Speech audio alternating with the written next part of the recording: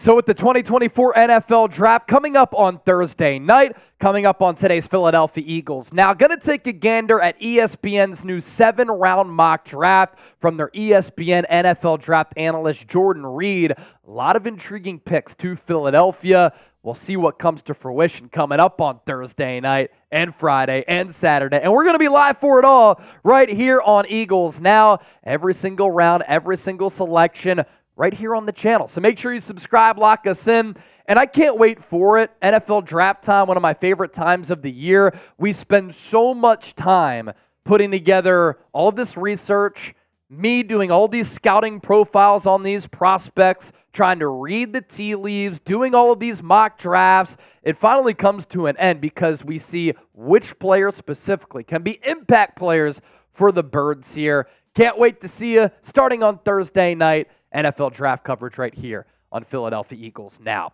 So let's take a look at Jordan Reid's latest mock draft, and he has Philadelphia making a sizable trade in round one, going from the 22nd overall pick to the 12th overall pick to select Alabama cornerback Terrion Arnold. And here are the trade details here, where Philadelphia would receive the 12th overall selection, and then in the process draft the cornerback out of Alabama. Him and Kool-Aid McKinnley, I think, are going to be really good players at the next level. And then the Denver Broncos, who currently do not have a second-round pick, would get back the Eagles' original first-round selection, 22 overall, 50th overall pick. That's one of two second-rounders that Philadelphia does have. They also pick at 53. And then 161 overall, too. Here's what Jordan Reid had to say as far as this explanation goes for the trade and the pick. The Eagles are good at forecasting future needs and getting ahead of them. They haven't drafted a corner in the first round since 2002, Lito Shepherd out of Florida. But after a defensive collapse in the second half of last year, that might change. Darius Slay, James Bradbury, the projected starters, but they will be 33 and 31 at the start of next year, respectively. And Arnold is an effortless mover with versatility and ball skills. He had 5 interceptions last year. Now, on Monday's show, we did talk about Terrion Arnold because I think if you trade up, it's going to be either Quinion Mitchell or Arnold here. 5'11", 189, 4.5 40-yard dash, so not as tall or fast as Quinion Mitchell, but the pedigree is certainly there. Freshman All-American in 2022 after he redshirted in 2021. A first-team All-American in 2023. I like the size. I like the feet and the pedal.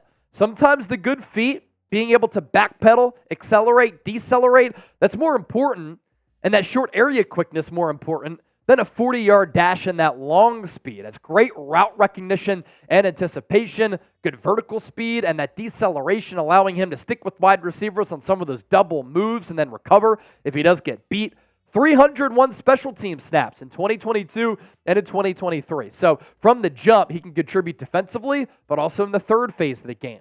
Like his competitiveness, just like Kool-Aid McKinnley, I like his versatility. He could play inside, outside. Some concerns at the top end speed is just okay, but I think he makes up for it for all of those other areas. Grade the trade up for Terrion Arnold. A, B, C, D, or F. What do you think of it? I would give it a B because I like Quinion Mitchell a little bit better. In one of my recent mock drafts, I did have Philadelphia taking the linebacker out of Michigan, Junior Colson, with the 53rd overall pick.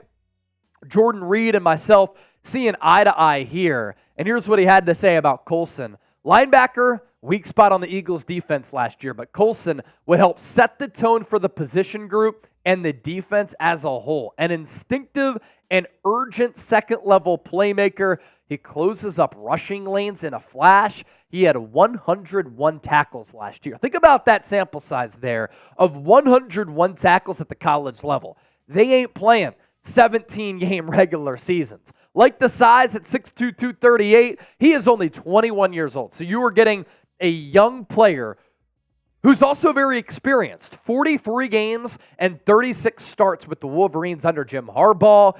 Didn't do any pre-draft workouts because of a hamstring injury. Not too worried about that long-term. Stout frame, stout build. You need that at the linebacker spot. I just like the way that he is built. He's laterally quick, has good acceleration ability. Work ethic is awesome. 0 penalties in 2023. Vic Fangio would love a smart and young linebacker. He is good in coverage. The Eagles need to get better there. And 257 career stops, a pretty damn good number. Also big game experience, playing in the college football playoff 2 years ago, and then winning a national championship this past year. The strategy here so far from Jordan Reid is to rebuild the Eagles defense. You get a number one capable cornerback and then a starting caliber linebacker. And then Jordan Reid continues to go defense here with the 120th pick in the 4th round. There was some buzz prior to the NFL Scouting Combine that Kinchens could go in the 2nd or 3rd round out of Miami. He was not a good athletic tester. Very slow in the 40-yard dash. Again, that is not the end-all, be-all, because sometimes I think that you can make up for the lack of speed with good instincts. And Kinchens has that. He has 11 interceptions over the last 2 years. Couple of TFLs here and there. A tackling machine throughout his career. 33 games played at Miami. 162 tackles. 5 TFLs, 11 picks, 2 forced fumbles. This is where things start to get a little bit hairy, though. And we know that the Eagles really like taking players with a lot of athletic upside.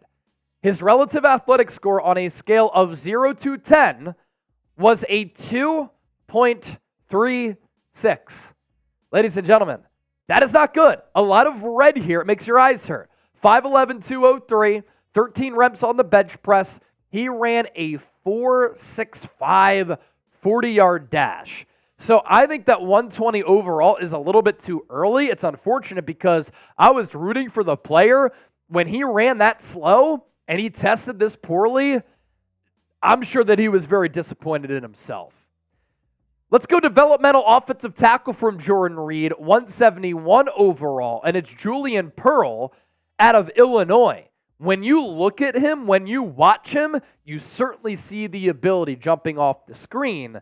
6'6", 312, 35 and an 1/8-inch arms, 85 and a 5/8 wingspan, a 3-year starter at Illinois where he played 24 games at left tackle, 9 at right tackle, and 5 at right guard. I'm always a fan of offensive line versatility because you just make yourself more valuable in turn.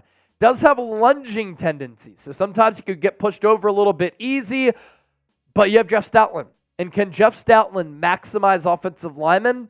I think so. I like the value selection here of McKinnley Jackson, the defensive tackle out of Texas A&M with the 172nd overall pick. He did have an arrest early in his career in College Station, but that was a little while ago. Got to interview him at the NFL Scouting Combine, a guy who just loves ball.